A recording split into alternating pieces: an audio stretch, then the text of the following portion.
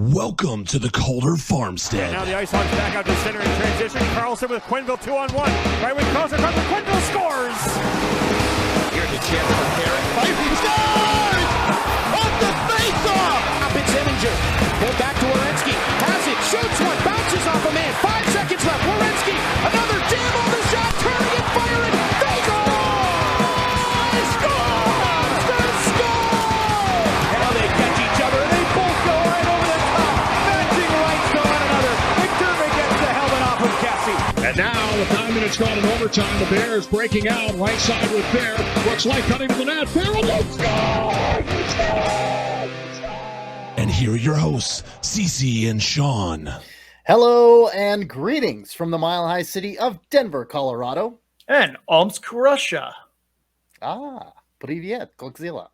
Welcome to the Calder Farmstead Podcast, episode number 65 for Friday, December 3rd, 2021. If you're hoping for a podcast showcasing the generational farming lands of Western Montreal, we are not going to be much help. This is an American Hockey League podcast. My name is CC Hockley, the AHL editor of Full Press Hockey. And I'm Sean O'Brien from StatsTrack and the AHL's only league-wide analytics guy. And I keep telling you folks out there in the interwebs land, he's kind of a big deal. Thanks for tuning in with us. Well, if you're new to hearing CC and I talk about hockey, we're going to preview some of the matchups for the upcoming weekend for you. We both watch a lot of AHL games and are going to talk about what we see when we watch the film, as well as use some advanced stats to help us break it down.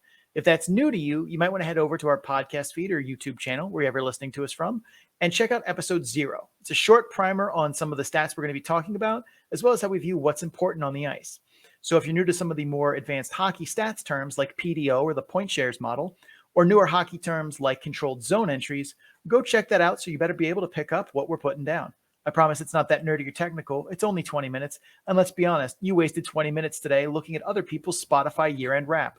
If they want to listen to grindcore, punk, or Taylor Swift, let them be. Don't judge them. You'll never get that time back. So next time, why don't spend a little bit of more time talking hockey with us?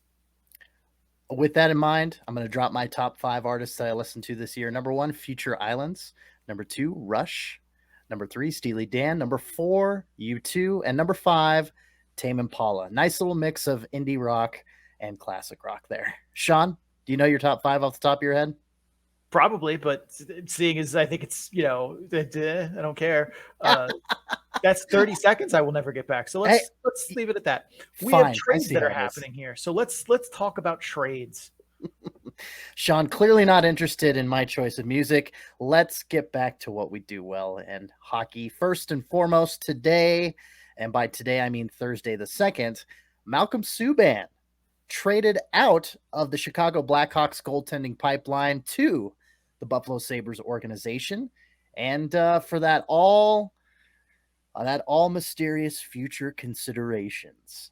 We've seen futures getting traded around quite a bit this season. So yeah, Subban, Courtney Bauman, I almost called her Courtney Dagger. That's her Twitter handle. But Courtney Bauman, has been pretty vocal on okay, you've got a handful of goalies in Rockford.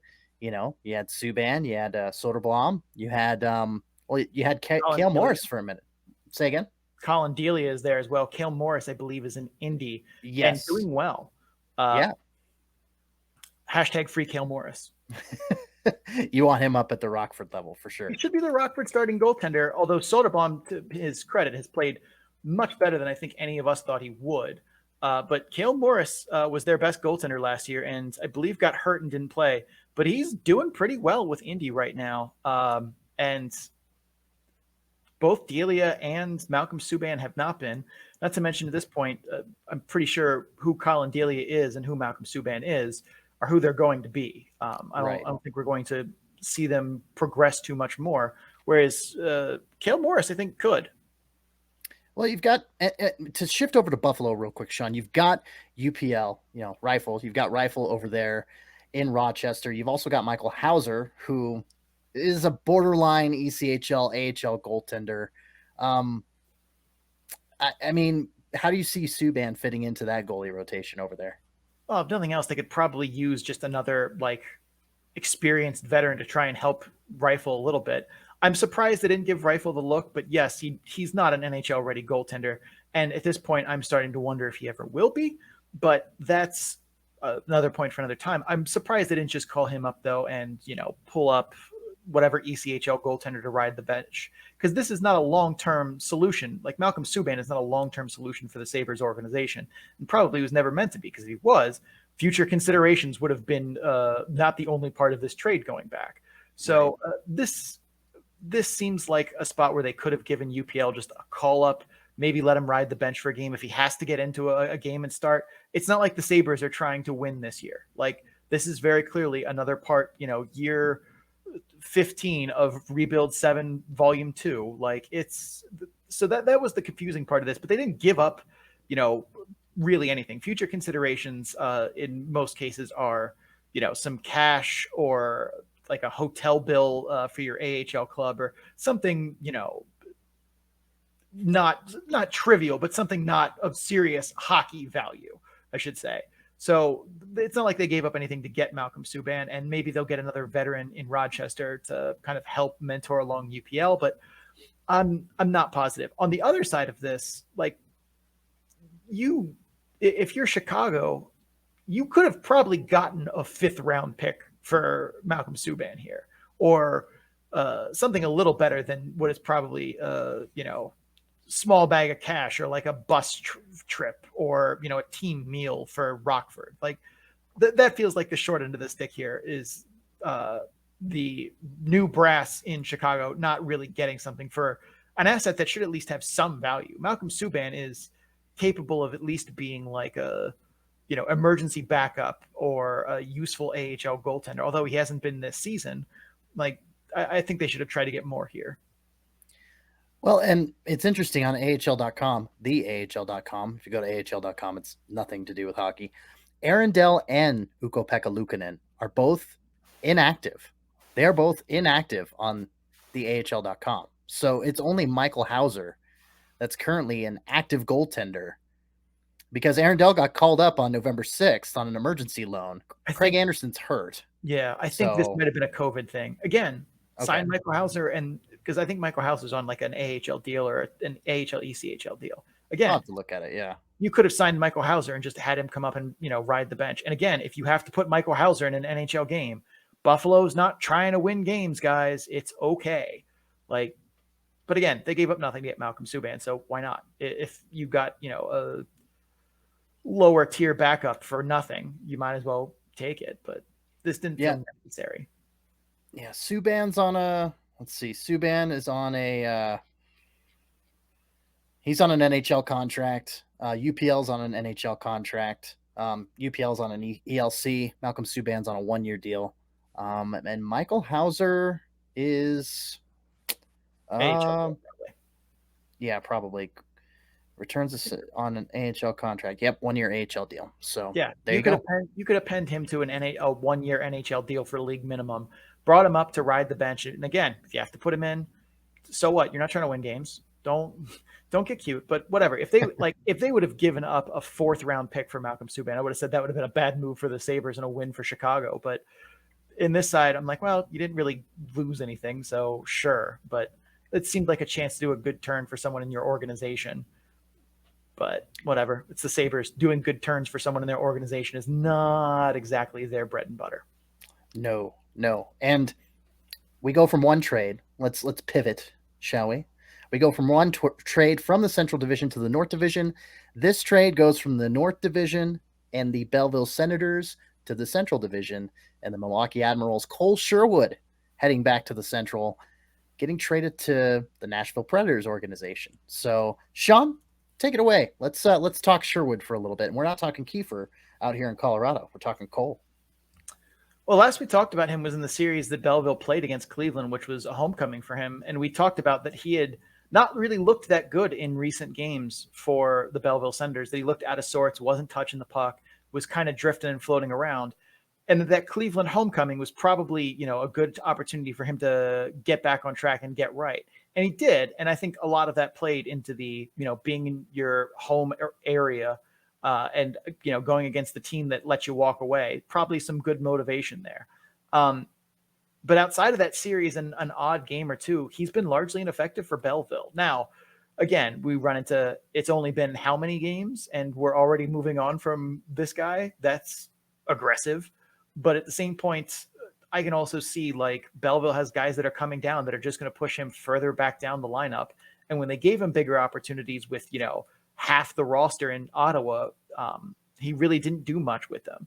Now, again, sample size. How many games are we talking here? Anybody can look good or bad for a handful of games. But it also wouldn't shock me, and I'm not saying this is absolutely the case, if he maybe, wasn't super happy in the area or in the organization just being that far away from family and friends on, the Canadian side of the border where he probably doesn't know that many people and so on, and looking to, try and get traded to be somewhere a little closer to home. Now, Milwaukee's still a good distance from his native area in Ohio, but at least it's on the right side of the border and a little bit closer so that it's only a short drive. I'm not saying he asked for a trade in this case out of Belleville and to somewhere more in this, Midwestern United States, but it wouldn't shock me if that were the case. I am surprised he didn't fit into Belleville's future plans, though. He's still somewhat young. And while, like you said, they had reinforcements coming back as Ottawa gets back to normal. It is surprising that they kind of decided to abandon him this quickly and not get anything in return. Like, again, this is another one where I'm like, you couldn't have got a 5th round pick for him or even just a different AHL player. It's not like Milwaukee and Nashville are short on, middle 6 AHL forwards that are in their mid-20s. Like, you could have sent somebody back for that guy, but whatever. Well, Sean, and this is kind of Belleville's MO. They've been involved in 4 trades just this season alone that involved future considerations. You had the Sherwood trade on the 30th of November. You had the B-Sens acquiring Jack Doherty from Providence on the 23rd of November. And then, Belleville also acquired Chris Wilkie from the Rockford IceHogs. And Sean, I have a theory. Chris Wilkie's a right winger. Cole Sherwood is a right winger. Let me tell you how Chris Wilkie has done since joining the Belleville Senators. 7 games played, 3 goals, 4 assists for 7 total points. He's on a point per game clip. And I'm not saying, like you said, it seems a little rash and it may seem like a little knee-jerk reaction to trade Cole Sherwood away in spite of Chris Wilkie doing so well. But all the reasons you just listed, maybe he wanted to be closer to family. Once the B-Sens got healthy, once Ottawa got healthy, maybe the writing was on the wall and he saw it and maybe wanted to get traded back to that Central Division and back to the States, as it were. But I mean, Chris Wilkie showing out, you can't deny that. And, whether they're tied together or not is, of course, up for debate. But one last final trade, and this was a big one because he is the leading scorer on the B-Sens right now. Jake Lucchini, B-Sens acquiring him from Laval on October 12th. What's that? Future considerations. All for future considerations, whether they were giving or receiving, it all involved futures. So what you're saying is we need something on our YouTube background here that is Belleville future considerations jersey. That's what I'm hearing. That might have to be squeezed in one of the shadow boxes. Yeah, we'll figure it out. I will see if I can't squeeze that in there somewhere for next time. But let's actually get to games that are happening, which is getting harder and harder by the day here. We're having deja vu all over again, man. I mean, yeah, we were coming into this weekend. It's like, okay, who's going to be playing? Let's cover Springfield. Oh, wait, they're not playing this weekend because of COVID-19 protocols. Let's cover Hartford. Nope. Oh, nope, guess not. Thankfully, we covered Hershey, and they're also, team not to be appearing in this weekend. But let's cover Bakersfield.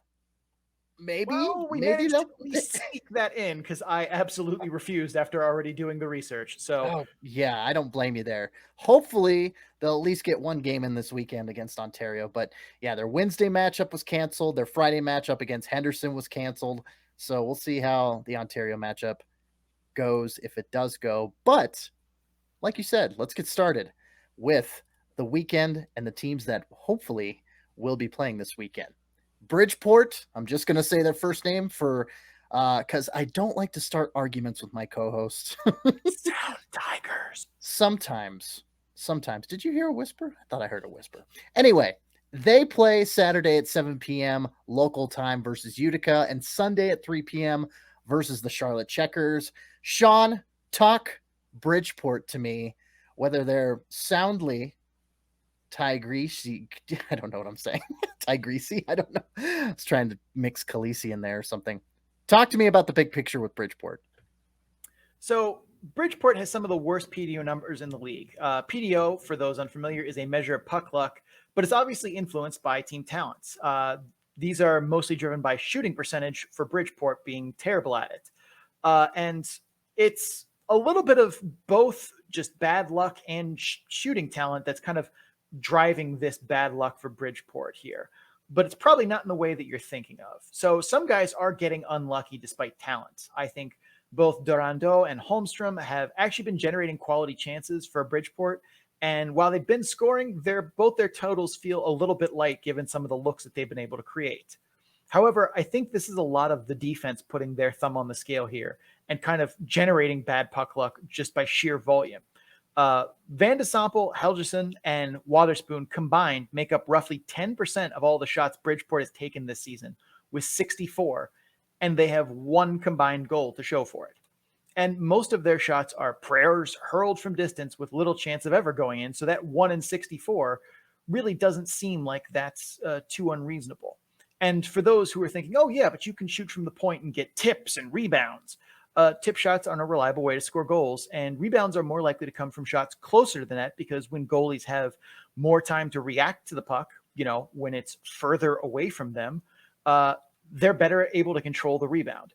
Also, people tend to remember the one time that shot went in that it got tipped from the point or beat the goalie cleanly from the blue line versus the 100 times it didn't. This is the positivity effect combined with a little bit of confirmation bias. Also, too, is the bottom parts of the roster, since the New York Islanders have called up a lot of useful pieces from the Sound Tigers, and a lot of ECHL caliber guys are filling those roles down the lineup. Eric Brown isn't a very good shooter. Neither is Jeff Kubiak, and now they're being asked to do bigger roles than they're really capable of handling. So that's why you're seeing some of this, what looks like bad luck for Bridgeport despite shot volume, actually be a little bit bad luck and a little bit of not generating quality chances because defensemen are hurling pucks from nowhere. Well, you're talking individuals here, Sean, so let's break out the magnifying glass and talk about individual skaters a little bit more. First and foremost, I did want to ask you what is going on and what is exactly wrong with Samuel Bolduc? Well, right off the bat, since we just talked about shooting percentage, he shot 12.2 last year, which is unsustainable for a defenseman. This was always going to come down. If you go back and look through AHL history in the last 5 seasons, there have only been 5 cases of defensemen with over 150 shots on goal that have finished the season with a greater than 10% shooting percentage. 2 of them are Jacob McDonald. Yeah, I was wondering. And he played forward half a season too, yeah. so that kind of inflated that number. Go ahead. When I say 12.2 is unsustainable, that's unsustainable. The second is he also really hasn't gotten a lot of playing time. He has a big shot and is shown to be a capable puck mover through the neutral zone and is defensively capable, but yet is rarely seen on the penalty kill and is rarely seen on the power play. And that's not because the power play and penalty kill are just thriving in Bridgeport. But for once, I don't blame Brent Thompson and the staff for that. You heard that correctly. I will repeat that. I am not blaming Brent Thompson and the staff for Samuel Bolduc not getting special teams time, because Bolduc has looked lethargic out there, which is odd for a guy that can skate and has joined the rush in the past and just isn't moving his feet like he needs, like he needs to be. Half of his shifts out there, it looks like he needs a Red Bull. How are you supposed to give that guy extra playing time? And the answer is you can't. Like, if he's not looking good on the shifts that he's playing, you shouldn't be giving him more playing time. Even if those probably would help maybe jumpstart his game, players do have to earn their minutes. And we talked about this in concept when we had TJ Shalat on talking about the Checkers, when we talk about why Max Gildon isn't getting that time. And some of it is they're just players stacked above him that are really good too. But some of it is he's playing okay, but he has to earn that time. And right now, Samuel Bolduc is not earning extra minutes on the ice, and that's why he's not getting them. I don't know what's going on in Bolduc's head, or if he's playing through an ankle injury or a leg twist or something like that. But for me, it all begins and ends with him moving his feet and doing what he does best, carrying the puck and starting transition. Until he starts doing that, I don't think you're going to see his playing time go anywhere, and he's probably going to underproduce. Well, we talked team, talked individual skaters. I think, that's where I left them. There they are. Keys to the weekend for Bridgeport. Number one key for Bridgeport for me here is you have to forecheck well. You're looking at two teams this weekend who play fast and will torch you if you let them fly through the neutral zone, and your defense aren't the most competent at defending their blue line against speed. So the Sound Tigers are going to need to get forechecking pressure on puck carriers immediately. So that dump in goes in. You need that first forward to be right up that defenseman's ass like a thong. Otherwise, it could be a very long weekend for the Sound Tigers if they're going to not be able to get pressure with that first forechecker. Second big key is, I'd say win the special teams battle, but I'm trying to be somewhat realistic here. But at minimum, you cannot take stupid penalties. We've talked about this in past shows. If you get called hooking a guy who's got a good scoring chance off a rebound that just came to him, that's fine. If you go for a poke check and it hits the guy's skates and he falls down, EA Sports style, fine. Cost of doing business. But cross-checking guys away from the play or taking home run swings at guys' sticks, that's purposeless. Both teams have competent power plays you're playing this weekend, and they will make you pay for your sins. Bridgeport has shown that they cannot kill the time, so don't do the crime. All right. Well, we've covered all that we've needed to with the Bridgeport Islanders. Excuse me. I had a little cough there. And now we're going to get to our picks. So I shall go first, and I will say, heading into their last game versus Lehigh Valley on November 27th, Bridgeport was carrying in a 7-game losing streak. When you defeat Lehigh Valley, one of the worst teams in the AHL, and you use that as a get-right game, and then next up you have, Utica and Providence. Yeah, I don't see how they emerge from this weekend with not one, not two, not any victories. I'm picking Utica. I'm picking Providence. Just off the top of my head, I thought that Charlotte was their opponent in one of these games, or am I, Oh, it was Charlotte. Oh my goodness. Yeah, I don't know why I looked at Providence. Thank you for that correction. But I think it was initially Providence, and then Providence had to cancel. I don't remember. No, it is definitely Utica and Charlotte. So Saturday, December 4th at 7 against Utica. Sunday, December 5th. Yeah, I misread something. I looked at Providence. So regardless, they're playing Utica. They're playing the Charlotte Checkers, not the Providence Bruins. But nevertheless, I don't think they come out of this weekend with a win. For me, if they get reinforcements from New York, Cuevola, Hickey, Andrioff, if they were coming back in time, we could have a very different discussion here. But this should be Charlotte and Utica over what's mostly an ECHL roster skating in front of good goaltending. I'm picking against Bridgeport in both here. And so is the model. The model has Charlotte as a 59.4% favorite and Utica as a 59.8% favorite. So it will be taking against Bridgeport. So all of us are against Bridgeport here, which you know what that means, CC. What's that? Sound Tigers are going to sweep the weekend now. You're welcome, fans. You're welcome. We did the dirty work for you. Oh gosh, and our Bridgeport guy that we talked to, and his name on Twitter is Michael Anderson, but he doesn't go by Michael, does he? Mitch. Thank you. I'm like, why am I forgetting it? Mitch will be happy because I'm sure Bridgeport will sweep the weekend because we're all in the same accord, and that's just how it works. So you're welcome, Islanders fans. Nope, Sound Tigers. It is a tiger in the sound. All right. We are going to take a break here. After the break, we will get to the Syracuse Crunch. If you're just here for the Bridgeport Sound Tigers, thank you for stopping by. Don't forget to subscribe where you're listening to us from so you get episodes in a timely fashion. We will be recapping these games on Tuesday. Also, check us out on social media. Links to our social media, as well as links to all of our podcast places you can find us, are on our Linktree page, which is linktr.ee/The Calder Farmstead. We're going to pay some bills. We will be right back. All right, we have covered the Bridgeport AHL team. The Bridgeport AHL team, again, nickname redacted to avoid conflict with my co-host. Let's head over to the North Division and talk about the Syracuse Crunches weekend. They're going to be playing the Wilkes-Barre Scranton Penguins on Friday at 7 p.m., and they will play the Rochester Americans, the Amerks, on Saturday at 7 p.m. So, without further ado, let's dive in. Team first, big picture. Shawnee. So Syracuse is ninth in the league in net penalty kill with an 87.9 rate. They got gashed for 3 power play goals on 5 chances against Rochester. So we need to talk a little bit about what happened there that is different from what's been happening the most part of the season. And what that looks like is Syracuse's success on the PK isn't just from their in-zone defense. It's from disrupting zone entries and keeping the other side from getting set up. They did a very poor job of that against Rochester on Saturday. And I say it's not their in-zone defense that gets the job done because while they do play, CC, ready? The check press. Oh, sorry, I missed it. The check press. My apologies. They play the same defensive structure that pretty much every team in the AHL plays for their penalty kill, the check press or the wedge +1. It's unbelievably passive. Like, I struggle to believe it. The Crunch are more than willing to just sit back and let the power play have time and space on the outside. And I will say unequivocally, as we've said many times before, that is a mistake. Power play units are stacked with the best offensive guys on the team. If you give Jack Quinn, JJ Peterka, Peyton Krebs, and others time and space to operate, you're going to have a bad time. And that's exactly what the Crunch did. And that's exactly what happened. This isn't a new thing we've said on the podcast about passive penalty kills or passive uses of the check press.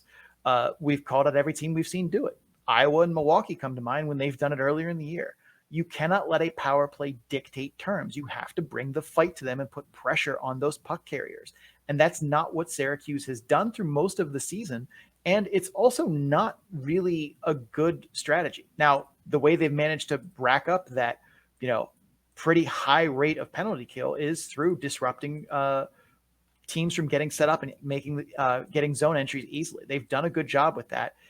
Even if they aren't necessarily defending the line, like their defense doesn't stand up at the line, but they do a good job of steering them into pressure, steering them into the boards. So even if they do get a zone entry, they're pretty much trying to get rid of the puck at the top of the circles. Syracuse recovers, gets the clear.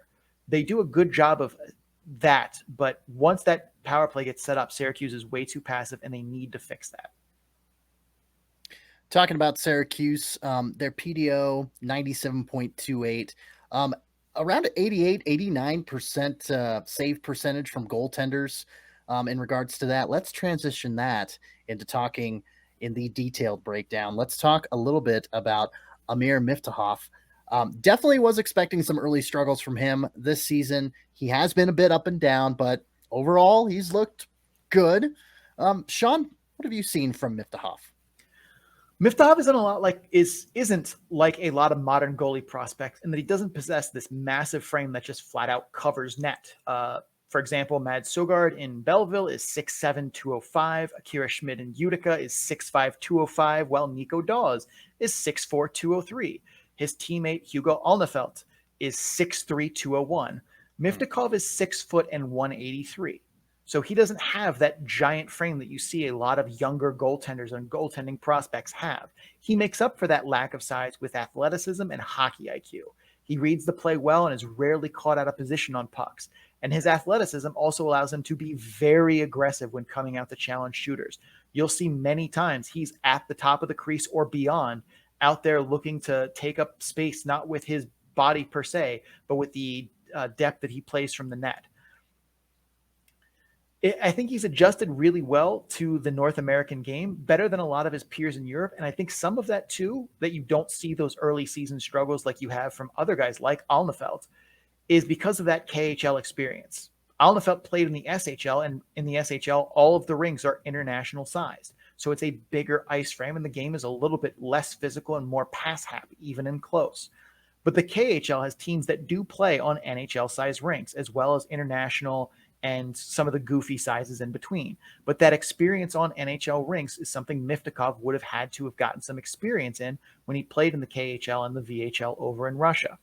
In his last 2 starts, he's also struggled a little bit when the play broke down in front of him, but a fair portion of that is on defense not winning battles in front of him and picking up obvious trailers or just letting guys stand, open in the slot. That's never going to, get it done. But for Miftahoff, his big thing for him is his athleticism and his ability to read the play well and understand where shooters are coming from and where possible passing threats could be.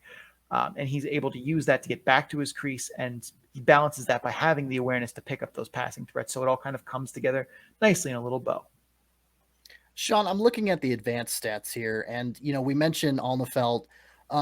His goals saved above average per 60 is minus 1.035. Miftahoff's is 0.564. So, what can you break that down a little bit and kind of, for the layman, what does that mean? We talked about him being good this year, but what does that mean? The goals saved above average per 60. So goals saved above average per 60 is a metric that basically quantifies save percentage a little bit. It's so when you see if I said, goalie X has a 915 save percentage, that might be good, but he also might be playing in a league where, the goalie is just terrible and 915 is really, really good. But you can't know that without knowing the context of the league. Mm-hmm. Where goals saved above average comes in is it basically says, okay, if we took your goalie and if we took an average goalie and put him in the same spot as your goaltender, how many more goals would your goalie save above him or below him, below that average spot? So in this case, I also like to break it down to be per 60 so that, you don't just have a goalie who's maybe not that much better than average, but plays a lot of minutes, plays a lot of games, is getting more pucks on him. He's going to save more goals above average, even if he's only tiny bit above average. So that per 60 kind of helps cut down the sample size noise a little bit by, putting everyone more on an even playing field. So that goals saved above average per 60, you'll see basically saying that not only is Alnefeld greatly underperforming an average goaltender, Miftahoff is doing slightly above average, but the other part of that graph that you're looking at is also the defensive environment area. Right. Because you can't untangle defensive environment from the goaltender who's in them. Kind of like you could be a great driver in traffic, but if you're in the open road and, cruising off the field, that's not the same driver. That's not the same thing. So that also kind of plays into the fact, and that's why it's been more impressive that Miftahoff has been, pretty well above average. He's had a pretty middling defensive environment and one at times that hasn't really done a good job of picking up backdoor guys, like we said, or, cleaning up traffic in the slot.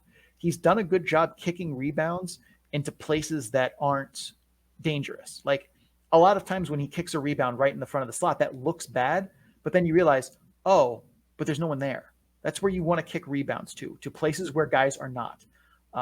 So that's definitely helped, but occasionally he has had to put rebounds into places that are bad and hasn't had the defense there to help pick him up for Syracuse. So that's why you see some of that inconsistency. But I really was expecting at the beginning of the season for us to be a lot higher on Alnefeld and a lot lower on Miftahoff. I really would have expected them to be flipped just based on pedigree and what I've seen previously. But here we are. Goaltending is voodoo. Goaltending is voodoo. Absolutely. Sean, you have to go check out Sean's Bitly page and his advanced statistics. Do you have that in the link tree? I do. It's all the way at the bottom. Okay. I thought I'd seen it there. I haven't, I have pretty much all the links either memorized or bookmarked. So, but yes, go check out Sean's advanced analytic work on our link tree. You can see it scrolling below, and we'll give it after the end of this segment. Sean, Syracuse has Wilkes-Barre, Scranton, and Charlotte. What are the keys to the weekend for them to emerge victorious over each team? All right, so against Wilkes-Barre Scranton, Syracuse needs to be ready for the forechecking pressure in the first period. Wilkes-Barre Scranton, in the games that we've covered them and talked about them, they love to do this thing where they send all three forwards forechecking below the dots on dump-ins early in games and then kind of slowly back off of that as the game goes on. I've seen them do it a number of times now, and when they get pressure and force turnovers, shockingly, good things happen for the Baby Pens. Syracuse needs to be ready for that, and their defensemen need to control loose pucks along the boards. They need to cleanly pick up dump-ins and make solid first passes. They can't be thinking, they can't be bobbling pucks. They can't be thinking about where their outlet has to be. They have to know right away, because when you're sending three guys at the puck carrier, three guys below the dots, you do not have time. You have to be sharp and on it. Now, the good news is if they get a good first pass, they should be able to just walk through the neutral zone with an odd man rush, because 3 guys below the dots means there's only 2 behind them. Against Rochester, if I'm Ben Grew, I'm going to guys like Cole Kopke, Antoine Moran, Sean Elliman, and firing them up. They're going to need depth scorers to get on the board here and contribute, because their top 6 is going to have their hands full keeping Quinn, Peterka, and the rest of the Amerks top 6 off the board. So they're going to need bottom 6 guys to step up and win shifts if they can pull the top 6 to a draw. That should be the goal here, but you've got to get those guys going. They need to be having good practices in the locker room, pump their tires. You have to have those bottom 6 forwards contributing on offense, which is not normally something that you rely on them for. But when you have a top-heavy team like Rochester coming in, if I'm Ben Grew, I absolutely cannot sleep at night if Jack Quinn and JJ Peterka beat me in this game. But if, Matej Pekash beats me or Brandon Biro beats me, I can live with that. But I absolutely do not want their top 6 to be the thing that runs that game. So I want to tell my top 6, we need to take care of business and keep them off the board, and my bottom 6 needs to be contributing with goals. That's what I think they should do against Rochester. Speaking of goals, it's time for our picks. And once again, I will go first.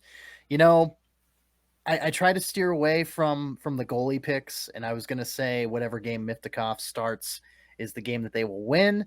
But, Sean, you're starting to sell me on the Baby Pens not actually being a real team.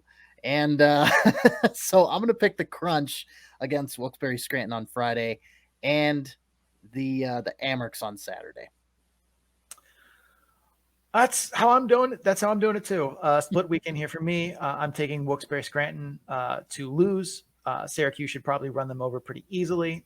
But Rochester is, as much as I think that Rochester is very top heavy and their bottom 6 is probably one of the lower quality ones across the league, especially for such a high team in the standings. I think there's too much firepower on that team, and it's clicking well, and they're hot right now. So above everything else, I like Rochester for those reasons. I'm going to take the Amerks on Saturday and the Crunch on Friday over Wilkes-Barre Scranton. The model agrees with us too. We're not off to a good start on these picks. All of us are on the same line here. It has Syracuse is a 53.4% favorite over Wilkes-Barre Scranton, but Rochester is a 51.8% favorite in that game. So some pretty close tilts against Rochester, but. Question for you real quick. Okay. Sorry to interrupt. I'm curious. I think Subban's going to get the start on Saturday, but who do you think is going to get in net for Rochester? Hauser or Subban on that Saturday game? I mean, if it were me and I were Seth Appert, I put Subban in both. Interesting. Okay. If I don't have to play Michael Hauser, I'm not going to play Michael Hauser. And Subban hasn't gotten that much work. He's a more experienced goaltender. And I don't feel terribly frightened by putting him in back-to-backs. If he, I'm not going to Mikhail Burden him or anything like that down the stretch, but right. I would rather pick my spots with Hauser for a start and try and play him against one of the weaker matchups. If they were playing Wilkes-Barre Scranton on Friday, that would be my Hauser start. But I'm happy to play Subban in both. So does Seth Appert think that way? I could see him starting Hauser in the first game for Rochester and Subban in the second, give Subban another chance through some practices to kind of get, warm to the idea. Also, if Subban isn't in Rochester for those, he's not going to play in any of them because Buffalo does need him to, probably at least ride the bench for a game. So there's a chance we don't even see him in these games for Rochester. So. Very true. Very true. We shall see. All right, we are going to take a break here, and then we are going to head over to the Central Division, where we will talk about the Cleveland Monsters and the Milwaukee Admirals. If you're just here for Syracuse, thank you for stopping by. Don't forget to subscribe wherever you're listening to us from so you get episodes in a timely fashion, because we will be back on Tuesday talking about these 2 games from Syracuse, so you might want to catch that when it comes out. Also, check us out on social media. Links to our social media, as well as all the places you can listen to us, are in our Linktree page at linktr.ee/the Calder Farmstead. That's linktr.ee/the Calder Farmstead. We'll be right back with the Central Division. All right, we've covered the Eastern Conference, a couple series from the Eastern Conference for the weekend that is coming down the pike. Let's head over to the Western Conference. And as always, we'll start with the Central Division first, and we will talk, Central and North. We've got an interdivisional matchup, which does happen in the AHL, rarely, but it happens. Cleveland Monsters back in the North Division this year versus the Milwaukee Admirals, returning to the Central Division this year. Friday, Saturday matchups at 7 p.m. in Cleveland, Ohio. Big picture Cleveland, Johnny. Their power play, the Monsters' power play, has finally started to click and is digging its way out of the basement of the league in terms of efficiency. What are you noticing that's driving that? Well, some of it is just the team finding chemistry. Columbus in the opening weeks of the season had Shinnikov go down for one game. They called up and kept Bayreuther and Carlson. They've called up and sent back Danforth and Stenlund for stretches. All of those are, power play unit guys, basically. Now, it looks like they've managed to keep the band together in Cleveland with only a handful of roster moves in November, and that's enabled those power play units to at least have some consistency going forward. They've also managed to find ways to utilize their team speed better. They've been setting up zone entries using the double drop and getting that big runway to create zone entries with a team that has a lot of guys that can fly.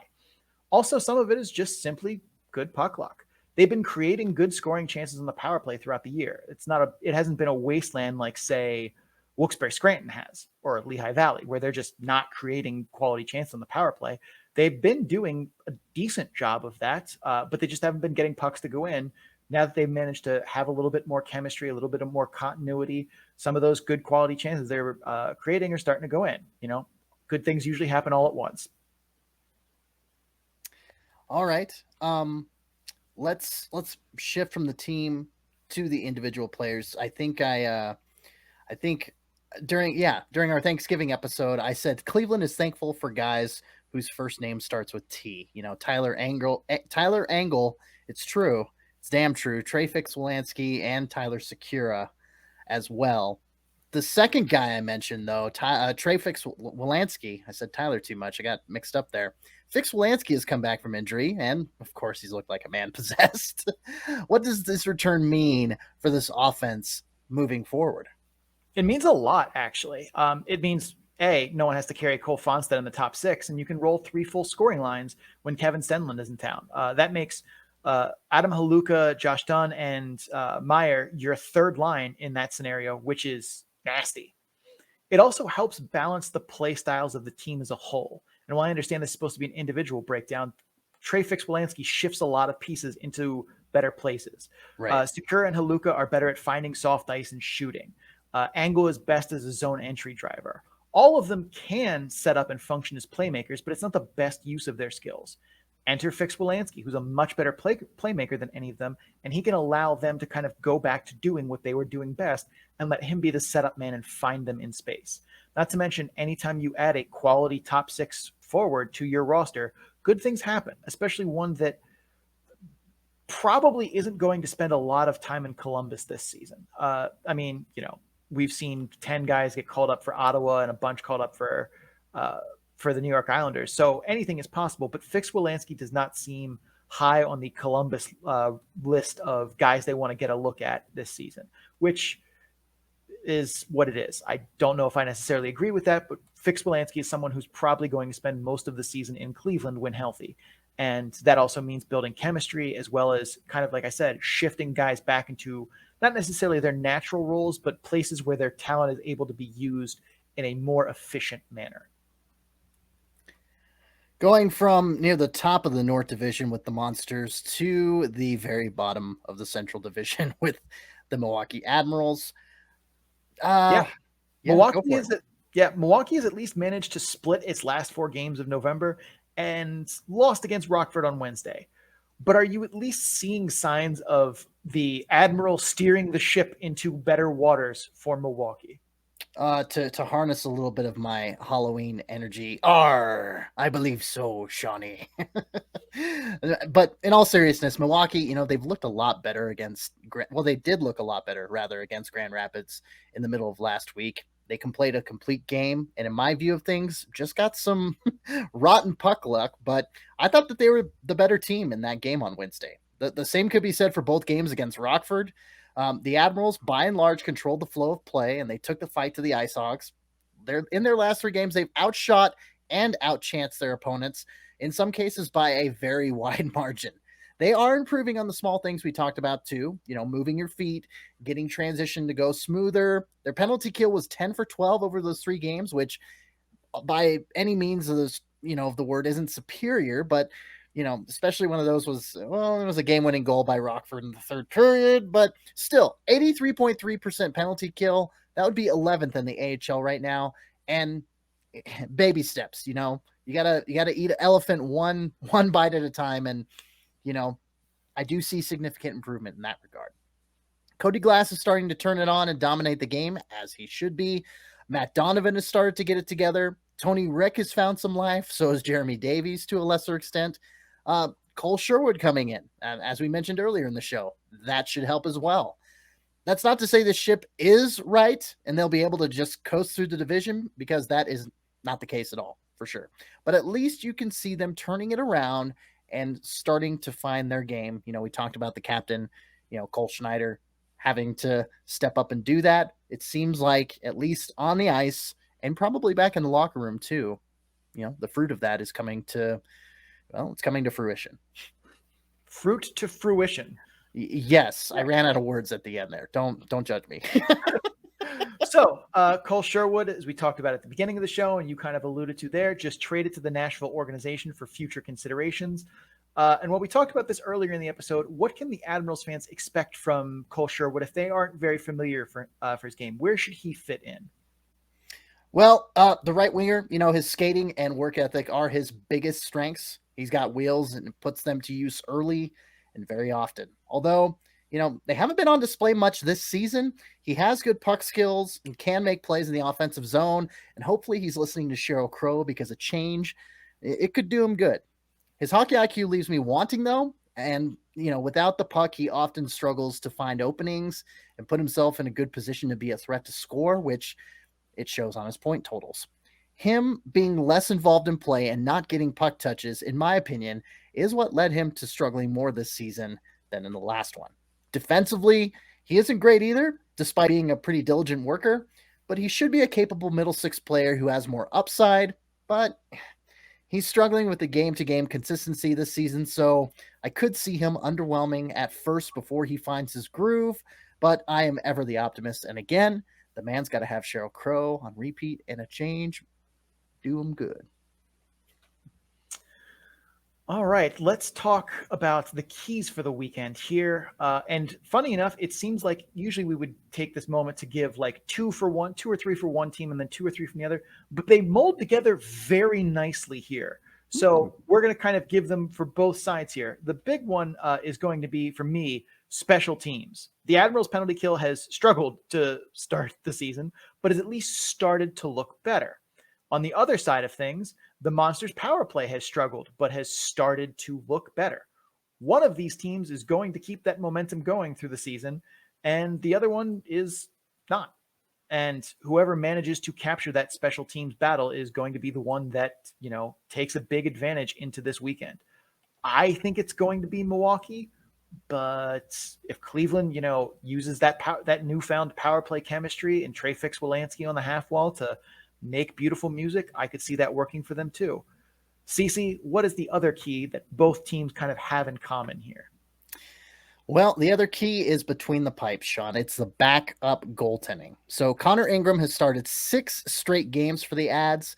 Pushing that to 8 seems a little dicey, and Devin Cooley should probably get in a game this weekend. Again, you don't want to Mikhail burden the guy. The same could be said about the Monsters, who had Daniil Tarasov called up to the Columbus Blue Jackets, because JF Berube, and the way his contract is structured, he would have had to pass through waivers, and he's having a pretty good season, so he probably would have gotten picked up. That means Jet Greaves is probably going to get a game in as well this series, because you have Berube and you have Greaves. That is your 1-2 punch, quote unquote, for the Monsters.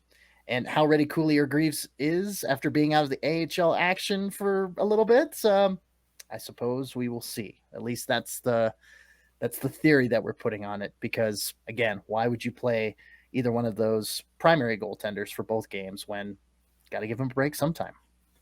And I feel like if one of them is going to get the double duty, it's probably going to be JF Berube. But at the same point, like Jet Greaves, I don't feel like has been terrible to the point where you're like, oh my God, we can't start that guy. Like, no.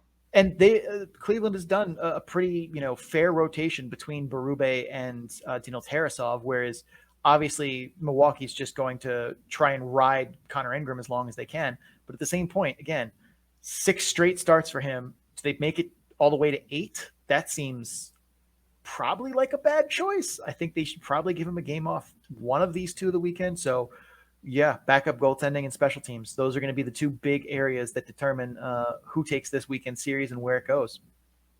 At least Hunter Jones is not one of those goaltenders' names that are backing up. But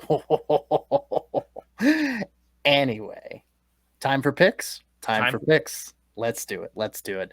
All right, I'll take a chomp at it first and foremost. I'm thinking Berube is going to get the start on Friday. In spite of him playing 6 games in a row, why not make it around 7 and then give Jet Greaves a start on Saturday? With that said, I'm going to think the Monsters are going to win on Friday and the Admirals are going to take the game on Saturday. Sean, what say you, my friend? I will take the split here.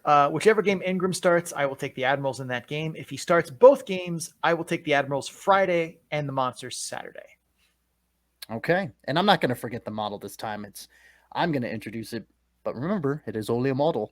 Cleveland is a favorite in both games, 51.1%. So not a huge favorite. So really our picks could go either way, but the model taking Cleveland in both of these games. And Sean, I'm wondering, when you have a 2-game home set like this, does the model ever differentiate? Or does it just keep the same odds for both games?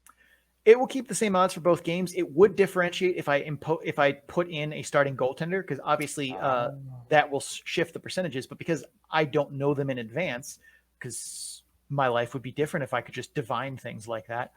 It does not. So it basically takes a weighted average of both goaltenders. So it's more heavily favored to whoever is starting more games. So in this case, the Admirals goaltending function basically gets a bigger boost because Connor Ingram is playing most of them, whereas the Monsters take a lesser track because they're splitting goaltenders evenly. So Berube's ability to kind of put his thumb on that scale is smaller than Ingram because he doesn't play as much. So it all kind of balances out over the long haul, but for an individual game, the goaltender, if I named a starting goaltender in the model, it would change the percentages, but because I don't know them and I can't, guessing at them last season really went poorly for me. I decided to basically just do kind of that weighted average version of it. So yeah, it doesn't know. That's why you see the same across both games, even though different goaltenders obviously have different effects. That's fair.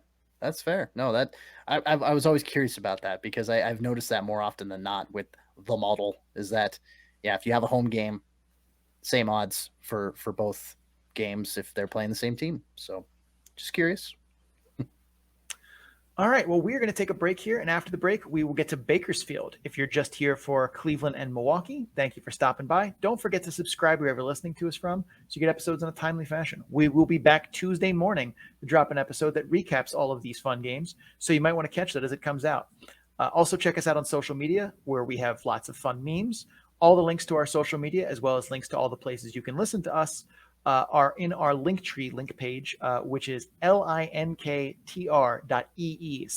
Calder Farmstead. You just take that, you put it in your little browser thing there, you hit enter, and you'll find us. Right. We're going to go pay some bills. We will be right back with the Best Coast.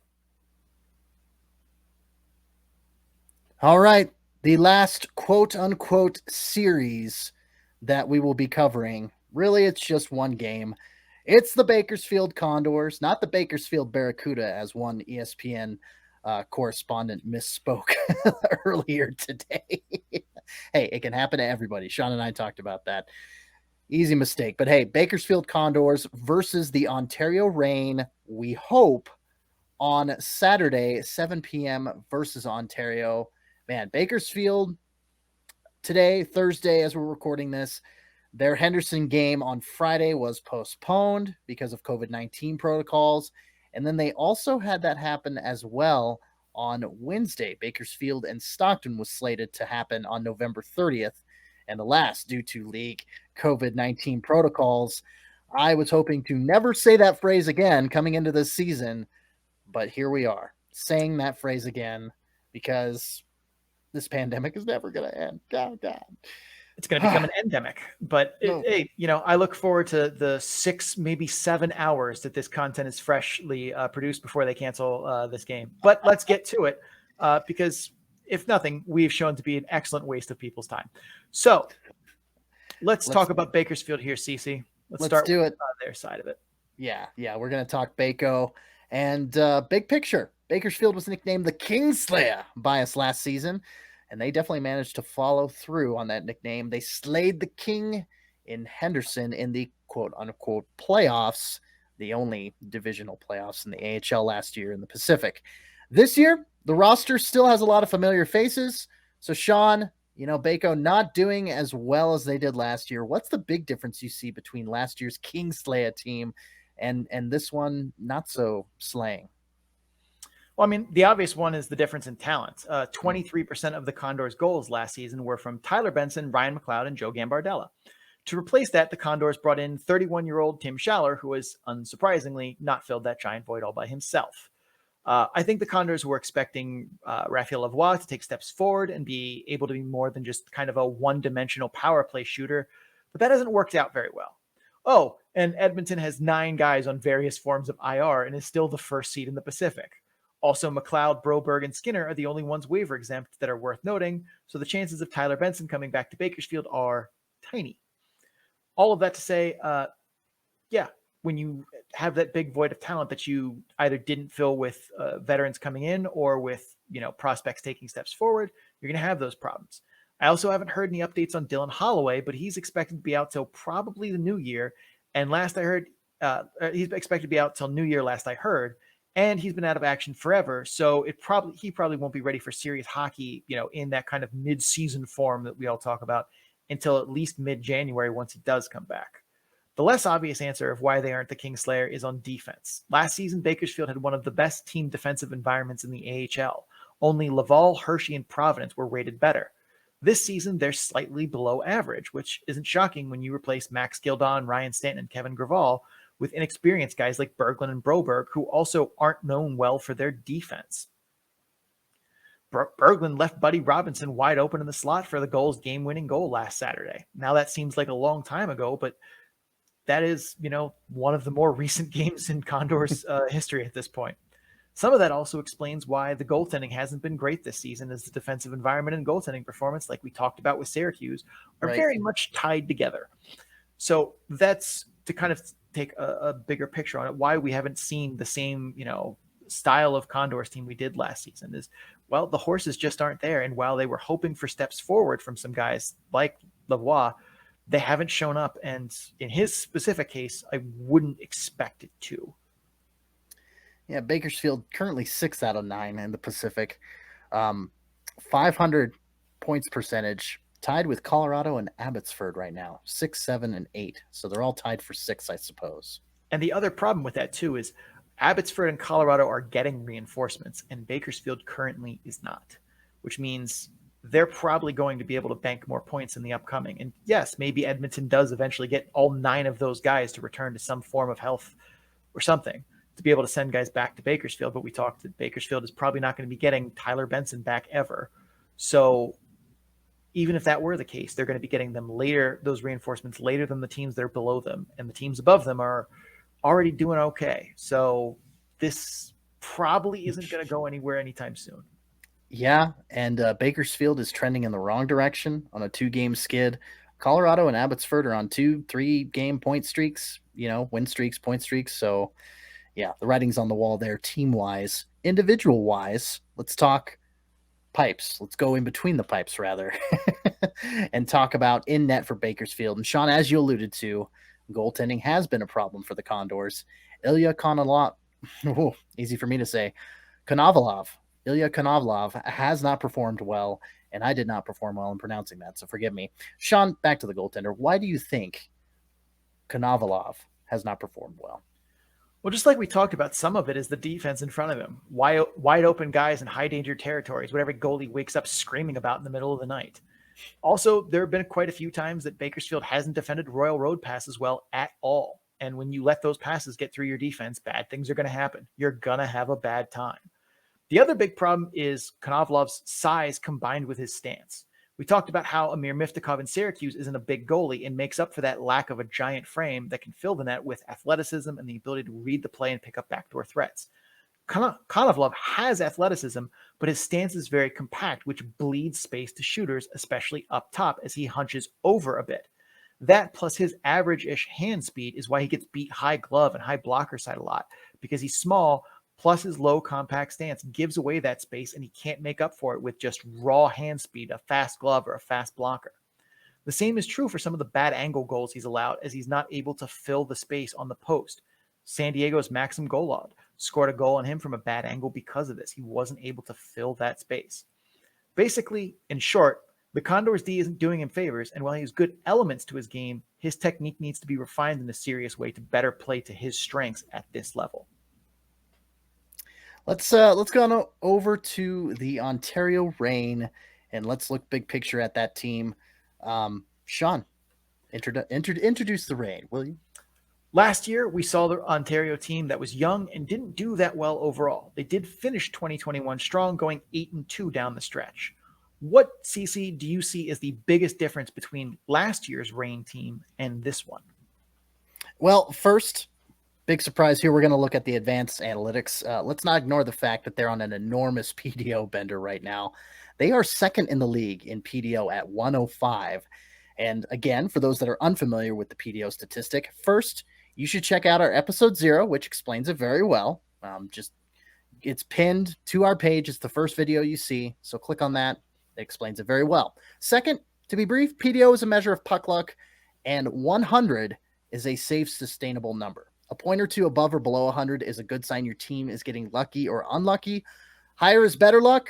Lower is worse luck. Being 5 points off that mark means the Reign are having some wonderful puck luck to start the season. Martin Ferk, getting league accolades early on in this season. He's shooting at 19.2%, which is even high for a gifted shooter like him. TJ Tynan, one of the best playmakers in the AHL, he's shooting 16.7. Tynan's a shooter? What? That's high for a good shooter like him. He's a good shooter, but he's not that good of a shooter. He's more of a playmaker. Braden Burke is shooting at 23.1%, which is way too damn high. The shooting percentage is way too damn high. A lot of it is also coming from their defense. Jacob Movrare is at 20%. That's unsustainable. Austin Strand, 18.2%. That's unsustainable. Sean Dursey is shooting 22.7%. Guess what? It's unsustainable. For reference, a defenseman shooting over 10%, like we talked about earlier in this episode, it means that they're either a damn fine sniper or have a horseshoe hidden somewhere in their hockey pants. Only 5 times in the last 6 seasons has a defenseman had 150 shots on goal and over a 10% shooting percentage. Sean brought that up earlier in the show, and 2 of them were Eagles defenseman Jacob McDonald. And again, he played forward for a good majority of one of those seasons. That's not to say that the Reign are just lucky and don't have the talent to back it up, because they do. But this is what talented teams who are getting good puck luck look like. They look like dominating forces of nature. The other big thing is getting steps forward in the maturation of the Black and Silver Bandits. Again, you saw that at the towards the end of last season with that 8-2 finale, as it were. You could see the game moving too fast for a lot of the young, high draft picks for the Reign last year, though in the majority of the season. And as for many, it was their first taste of pro hockey, and the speed of the pro game, well, it overwhelmed them. This season, that hasn't been the case nearly as often, and they are executing and moving the puck well because they're processing the game faster and don't have to rely on thinking or overthinking, for that matter. We've said it a million times on the show. You can't stop to think about where your teammates are, where the other team is, what the forecheck looks like, where you're supposed to go with the puck. if you're overthinking, or even if you're thinking even a little outside of muscle memory, you're thinking too much. You have to know that before the puck ever gets to you, so you can focus on just executing. And that's what you're seeing. The systems largely look the same to me, but the players are more comfortable and executing plays faster and crisper than they were last season. Also, you mentioned that the last 10 games for the Reign and finishing strong. Not a coincidence that Martin Frk got into town just as that stretch was happening. Yeah. On top of that, turning JF Berube's .885 save percentage into Garrett Sparks' .901 save percentage, that doesn't hurt either. And Berube, like we mentioned earlier, he's not doing too bad for himself in Cleveland, but bringing in Garrett Sparks, .901 as opposed to .885, quite a turnaround in net. All right, let's. I do want to talk about one player who was not anywhere on our radar when we talked about the Reign in the season preview, and really kind of came a little out of nowhere in my mind, and that's Vladimir Kachov, an undrafted Russian player who played in the Q and juniors, but then went back to the KHL. He's in the Los Angeles system now and has been doing well for the Reign. Talk about his game a little bit. What have you seen from Vladimir Kachov? So Mr. Kachov, he is a bit of a power play specialist, and he's he reminds me a little bit of Sam Anas, in that he's undersized, and while he has better top speed than Anas, he doesn't have the quick burst to compensate. He does, however, have amazing puck skills, and at some point this season, he's going to make an AHL defenseman look bad defending him one-on-one, and you're probably going to see it on SportsCenter. Just saying. His playmaking vision is also a big asset to him, and when you give him a bit more time and space, like on the power play, he can thread the needle and find guys through tiny passing lanes and set them up for tap-ins. Now, with all that said, he's not the best shooter, but definitely has some talent and can beat AHL goalies from mid-range. He also has a knack for scoring off wrist shots around the left face-off dot. I don't have an explanation for why he seems to score from there. Perhaps it's the angle, but he seems to score from that area a lot. Maybe Alex Ovechkin would like a word with his fellow Russian national, or Russian statesman, as it were. Comrade. Comrade. Thank you. That's a great term for that. He also has good hockey IQ and has deceptive layers to his game where he'll fake shooting motions and put a pass across railroad or a look pass and then shoot. Defensively, he's not going to give you much as he's not a physically engaged defender and won't be diving to block shots or win battles along the wall. But hell, with everything I just said on the power play and, getting shots in from the left wing like he does, I mean, you take the good with the bad. All right, let's talk keys to the weekend here. I will kick us off here for Bakersfield, and then Cece, you can take Ontario's. For Bakersfield, the Condors are 10th in the league in average player weight and 5th in average player height. Ontario is last in weight and 23rd in the league in height. You're the bigger, heavier team here, Bakersfield, and you need to play like it. You need to finish checks and make sure you're laying the body against a much smaller Reign team. I'm not saying take liberties or do some Tom Wilson garbage, but you need to make sure you're skating through hits cleanly and punishing defensemen on the forecheck. The other big key to the weekend here for Bakersfield is to defend the house. The Condors are second in the league in shots against per game, but that's because they're giving up quality chances. If you let Ontario have quality chances, they're going to smoke you. You must defend the house and keep Ontario to the outside for shooting opportunities. If you let them shoot from inside that house area, that home plate area, from the posts, the face-off dots, up and across, they will beat you. You have to defend that area well. You have to keep Ontario to the outside. Cece, what does Ontario need to do to take this one-game weekend? Well, for the Reign, they've got to get going early. Bakersfield has scored the first goal in only 6 of 14 games played this season. They've been outscored 11-13 in the first period. They are 4-7 in games when they don't have a lead in the first intermission. Yeah, Ontario's got to start fast, get on the board in the first period, and just keep that momentum rolling. Second key, stay out of the penalty box. The Reign PK is absolutely horrendous, and Bakersfield's power play actually works.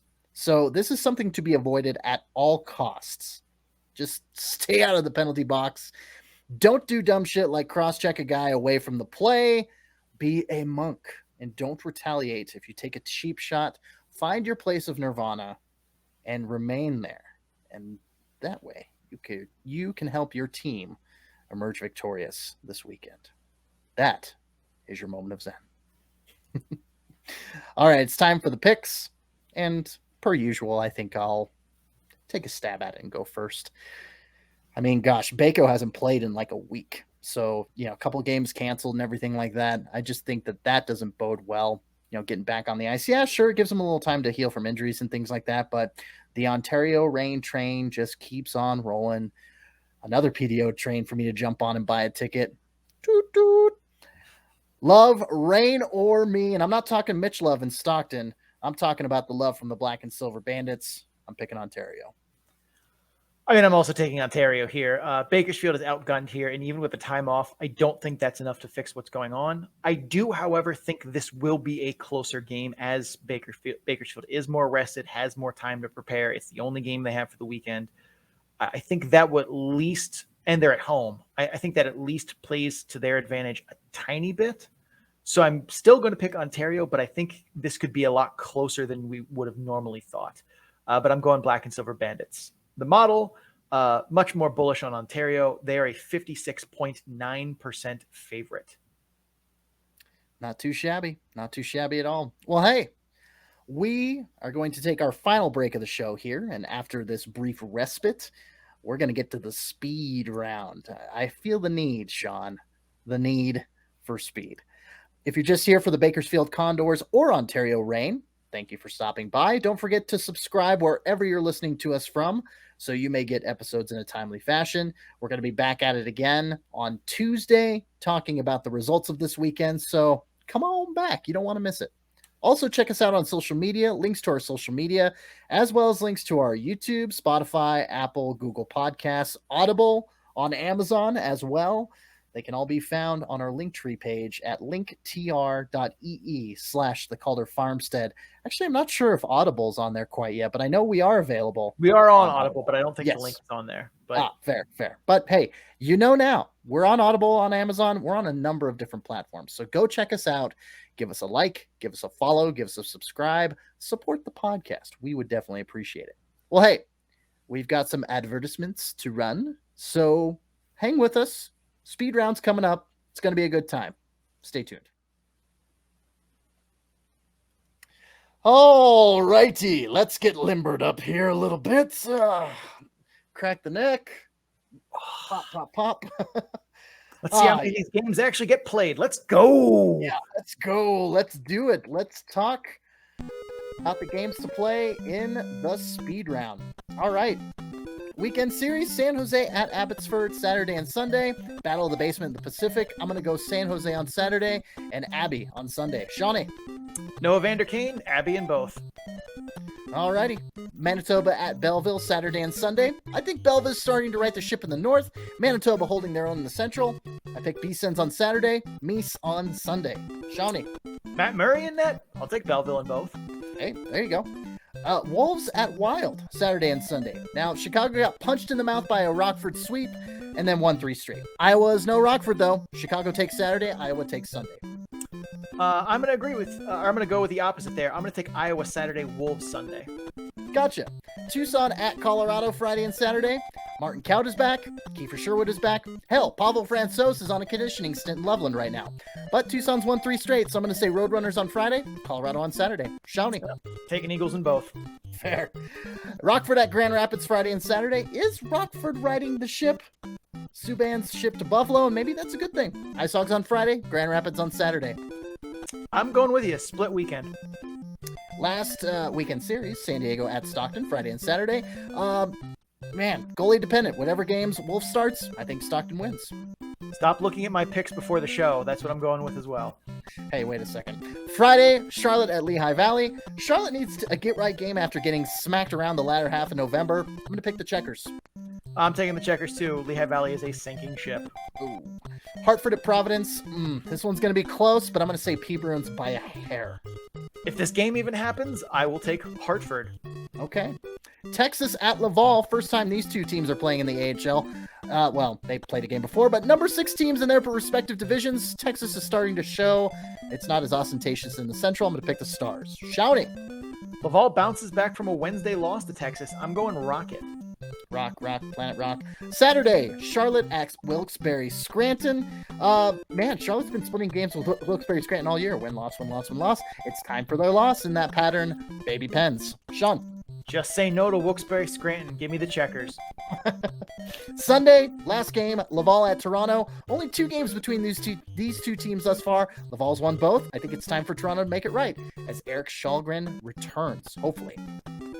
Marlies are the better rested team. I'm taking Marlies. Time, 2 minutes, 36 seconds. Not bad. Not bad. Alrighty, well, that will do it for the show. Thank you for watching and or listening. The Calder Farmstead is part of the Full Press Radio Network. You can listen to this and a number of other great hockey, sports, and pro wrestling / sports entertainment programs at www.fullpresscoverage.com. Just click that podcast drop-down menu in the top right portion of the website.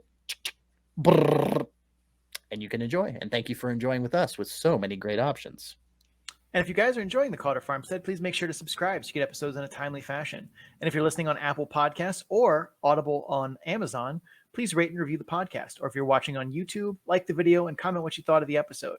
Doing so helps others find the show, and your reviews help us improve it. You can also follow the show on social media at Calder Farmstead on Twitter, at The Calder Farmstead on Instagram and Facebook. All of our social medias are not the same. Some memes that we put out only go out on 1 or 2 of those, so you should probably follow all of them to see all the fun stuff we do. Links to all of that and more can be found on our Linktree page, which is linktr.ee/The Calder Farmstead. Big thanks to Adrian Drake, who made our theme music. You can find him on social media at AD_dysfunction. That's AD_DYSFUNCTION. So you can make music for you too. Cece, where can people find you? Well, my name is Cece Hockley. You can find me representing Full Press Hockey on Twitter at FPC_AHL. Stay up to date on all the transactions, loans, coming up and downs there at that Twitter account. You can also follow me on my personal Twitter handle at CCHawk. That's SEESEEHAWK.